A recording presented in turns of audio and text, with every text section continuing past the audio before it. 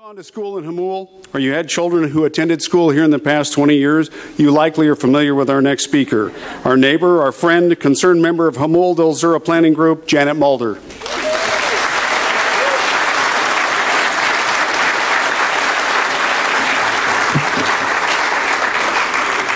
Good evening.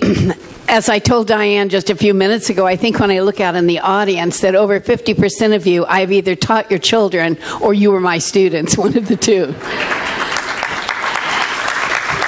Tonight, thank you.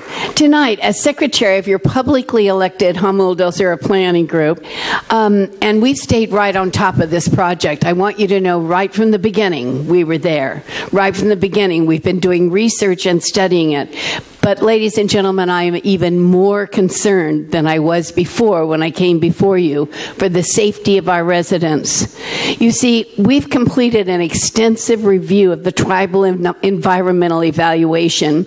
We responded to their notice of preparation, and they've been present at the meetings before Caltrans. And we did take notice, as been pointed out today, of the 200,000 cubic yards of dirt utilizing 14,296 truckloads, taking all of the dirt and rock and so on from their land in the Jamul Indian village that they claim as theirs. Both of which, by the way, knowledgeable contractors on our group say is ridiculous. There's going to be a lot more dirt than that. Remember, their own final environmental evaluation makes a statement that I would like to quote for you directly off of it. It says, safety and operations at the project driveway are a particular concern during the construction phase of the project. Highway 94 is a high-speed 55-mile-per-hour two-lane major road with horizontal and vertical curves that limit sight distance in the vicinity of the project driveway.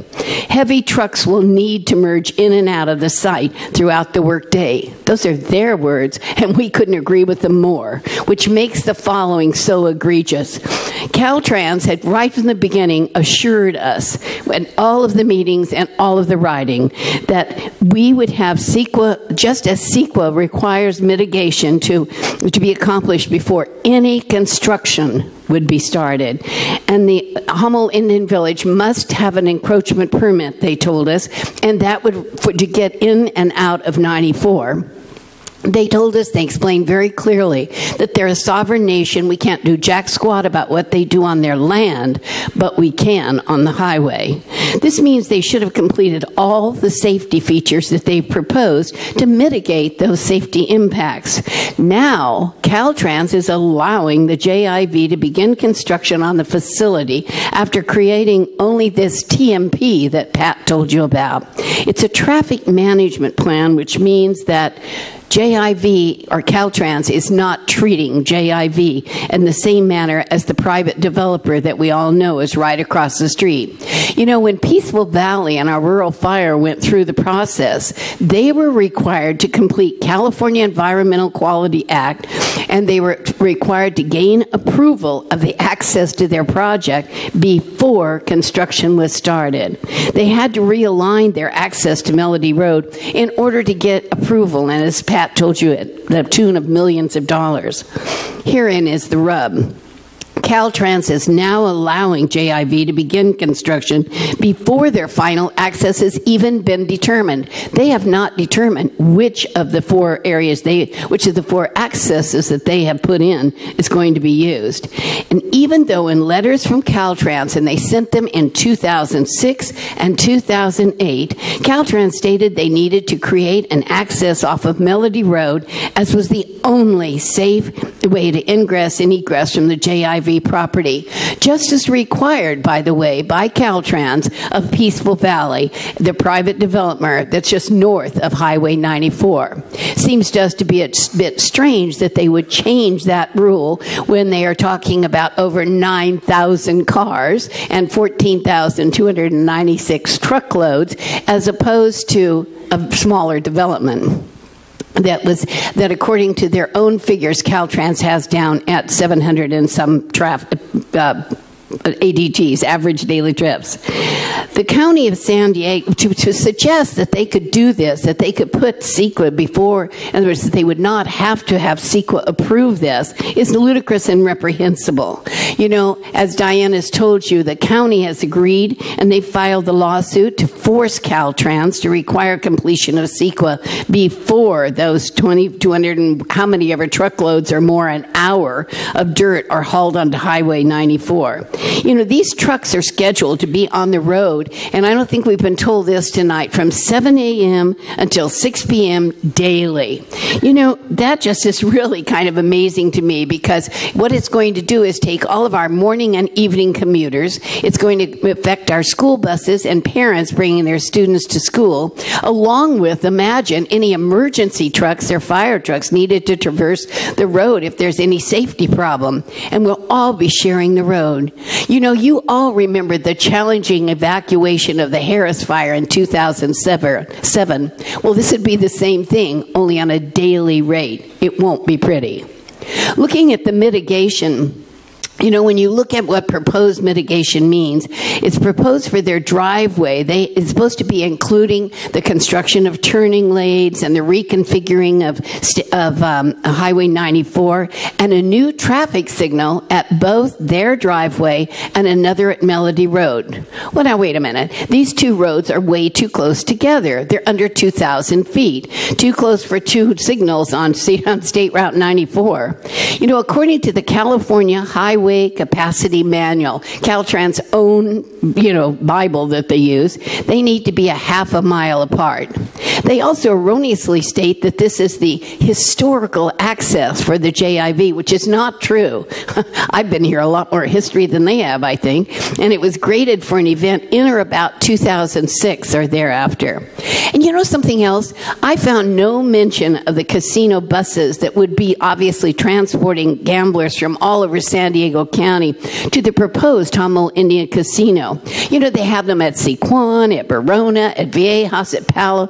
They would also have them out here. And how many and how often they would transverse Highway 94 needs to be addressed, as it could be a very significant negative impact. And you know, it wasn't even addressed, even though we brought it up right from the beginning. The CEQA process, which requires mitigation of all impacts on state highways, and it says clearly that it must be completed before any construction to take place.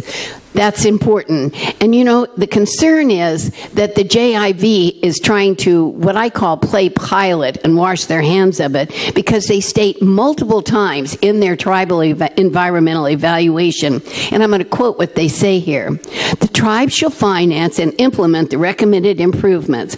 All project-related impacts would be mitigated with the recommended mitigation measures. However, the responsibility for approval of design and implementation of intersection improvements resides with Caltrans.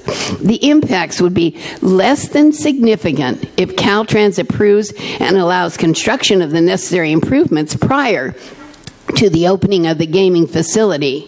However, the impacts would be considered significant and unavoidable if Caltrans does not approve the improvement plan and allow construction of the needed improvements prior to the opening of the gaming facility. That's ridiculous. Well, Caltrans has repeatedly assured us that CEQA requires that all of that mitigation must be accomplished, and as the JIV must have the encroachment permit.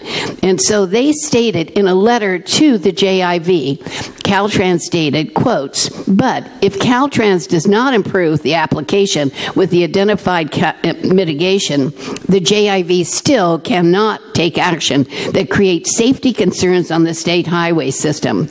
Well, that's wonderful they said that, and yet Caltrans has allowed them to move all that equipment onto the JIV land.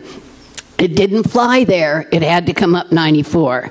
And as of yet, no trucks filled with dirt have left are on SR 94, which is a good thing.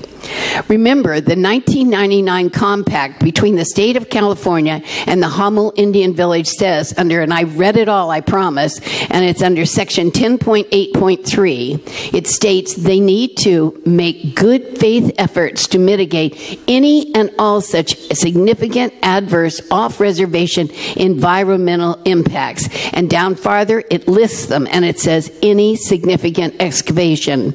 And goodness knows what they have done to their land here in Jamul certainly qualifies as significant excavation.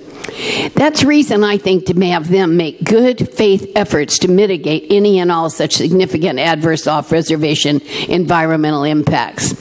Ladies and gentlemen, we must hold Caltrans' feet to the fire and make sure that they require the JIV to complete the mitigation that the California Environmental Quality Act requires before they begin construction, just as they would any private developer. It's a matter of equity. And you know, it helps to ensure the safety of our families and children as they traverse Highway 94, the only way in and out of our Jamul del Sur region. So I ask you to help us keep Jamul rural, peaceful and restful for our kids and our grandkids. Thank you.